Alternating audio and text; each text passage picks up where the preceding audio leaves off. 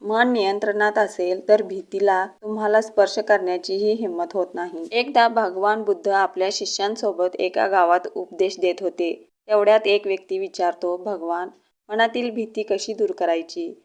बुद्ध स्मितहास्य करून म्हणाले, उद्या सकाळी नदीकिनारी भेट. पुढच्या दिवशी तो माणूस येतो. बुद्ध त्याला एक कटोरी देतात आणि म्हणतात, पाण्याने भरून आण, पण लक्षात ठेव, एकही थेंब सांडू देऊ नको. तो माणूस अत्यंत सावधपणे कटोरा भरून आणतो. बुद्ध विचारतात, पाणी भरताना तुला भीती वाटली का? तो म्हणतो, नाही, माझं पूर्ण लक्ष पाण्यावर होतं, त्यामुळे मला भीतीच जाणवली नाही.